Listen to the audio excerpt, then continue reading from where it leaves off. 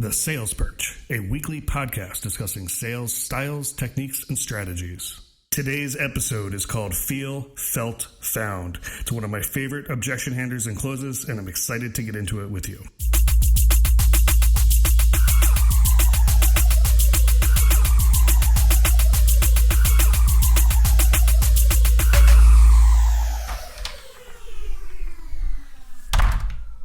Welcome to the Sales Perch episode 2. It's our first real full episode. Episode 1 was obviously just an intro to the concept. Super excited to be here with you. I'm super excited to get into this. Wanted to start this with one of my favorite objection handlers, closes, whatever you want to call it. Again, the purpose of this podcast, we're going to deep dive one concept a week. Sales skill, close, objection handler, so on and so forth. We're going to dive deep into each one each week, and that way we have time to focus on them. So I definitely want to start with my favorite, which is the Feel, Felt, Found objection handler. We're going to go through a couple different scenarios of how this could play out, but it's super powerful. So in this first scenario, let's just say the objection is going to be that it's too expensive. They can't afford it. So you go in for the close.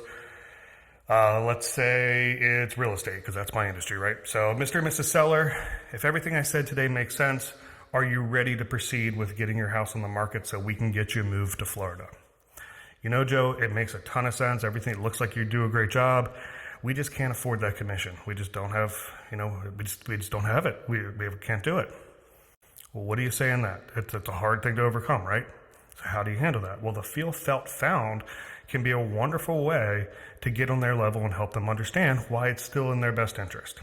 So, Mr. and Mrs. Seller, I completely feel you. I understand it's a big expense and it's a big decision. I completely feel you. And I've had other clients that felt the same way. They felt like it was too expensive. They felt like they couldn't afford it or whatever. But you know what they found when they took the risk and they went with me? That they actually got more out of the sale than the commissions cost. If they had not gone with me, they would have gotten less than the difference in the commission. So I think this is the right move for you, and I think it's the right move for me. So how about we go ahead and get your house on the market next Tuesday? So if you see how that worked, right? Feel, felt, found. I feel you. I'm compassionate. I understand where you are. Let me level set. Let me get on your level. I get it. I feel you. That's an emotional thing right there. And you're not alone. Other people have felt that. You take the shame away from that feeling, right? Like, I get it, and you take the shame away. Other people have felt the same way. It's normal to feel that way. It makes total sense. But do you know what they actually found? So let's move it forward in the right direction that we want it to go, the mutually beneficial direction. Let's give another example. Okay, so that was if there was a objection on, let's say, the commission there. So let's say this one, let's take it to a different industry. Let's say that you are selling cars. I've never sold cars, but I do like buying cars. That's a whole other episode we'll get into. But let's use cars here. So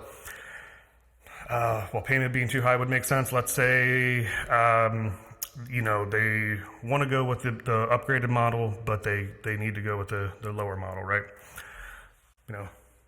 I totally understand. It's a big purchase. I get it. I feel you. I felt that myself when I bought my last car. But you know what I found? That if I had just gone a little bit less, I probably would have had to trade my car in a lot sooner, because by going a little bit above, that car had a whole lot more life to me. It had a lot more features that lasted longer, and I didn't have the desire to get to another car. So although it feels a little weird, like you're spending more, it actually will cost you less in the long run. So again, what did I do there, right? We said, I feel you. I'm compassionate. I get it. And I put myself in the scenario. I felt the same way. I'm with you. I get it. But then here's where my logic came in, and here's where this actually made a better deal for me, even though I spent more money. So both kind of went back to price there. And I would love, as an aside, if you guys have specific examples, shoot them to me. Whether or not it makes an episode, I'll respond back to you directly with my opinion, what I would do in that scenario, how I would handle that objection. So let's see if we can think of another Feel, Felt, Found here. Let's use timeline. So let's say you're selling windows to somebody, and they say, Joe, thank you so much for meeting with us today. It looks like your windows are amazing.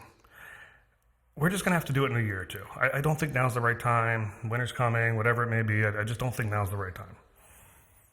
Mr. and Mrs. Homeowner, I feel you. It makes sense. It's a big purchase. It's disruption to your house. I totally get it. And you're not the first person that's told me that. Other people have felt the same way as that. But you know what they found? that by doing it sooner, they actually save more money on their energy bills. They got it over. It wasn't hanging over their head. They weren't worried about it. It was done. It was handled for them. All good, right? So it makes sense. I get it. But let's go ahead and get it done now.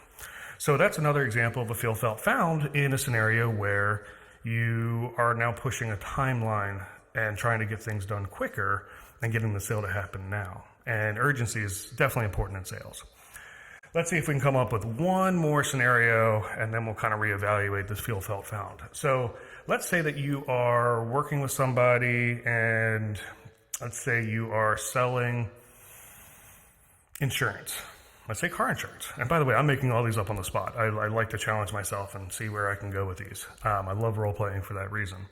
Let's say you're selling car insurance. Actually, no, take a scratch at it. Let's say you're selling life insurance. So, Mr. and Mrs., I hope this all made sense. I hope this prospectus on how this would work on this life insurance. Hope you see the value in that. So, are you ready to proceed with getting life insurance today? Joe, thank you so much for meeting with us. I don't know. It's a lot of money. I hope I don't die. I don't want to die. I think I'm worried about that health, the health screening. What if something shows up on that? What if my rates go up? Or what if they won't give me insurance? I don't know. It's too much. There's too much analysis to go in here. There's too many options. I don't know which plan I want. I think we're just going to take a break and come back to it in a little bit. I don't know. That's where we're going to be at. I get that hesitancy all the time in real estate sales where people just go, I don't know, there's too many decisions. I can't make a decision. Bye, I'm out. And they take a break. So let's go there. So I totally feel you. I've felt that way myself, right? I know that when I make a big decision, sometimes all the analysis paralysis, all that stuff can kind of get in the way. And my clients have felt the same way. But you know what? Myself and they found that when we can just take away some of the variables and we can get into what actually matters, it's much easier to make a decision. And it feels great to just make a decision and go with it and run with your gut. I would hate to see you in a scenario where you don't have the coverage and something, of course no one wants it, but something bad happens. And I would hate to see a scenario where you're not covered. Let's go ahead and proceed today with the simplest option for you. And we can always modify it down the road. So again, I feel you. I have felt, other people have felt, you're not alone, but we found this. And then I simplified the options for them because it was too much for them. We need to simplify it and then push a decision point down the road for changing things. So again, thank you for listening to the Sales Perch first real episode, Feel, Felt, Found. Hope that makes sense. I think it's incredibly valuable, effective. It's an awesome tool. I hope you use it. Let me know how it goes. Thanks again. Joe Bird.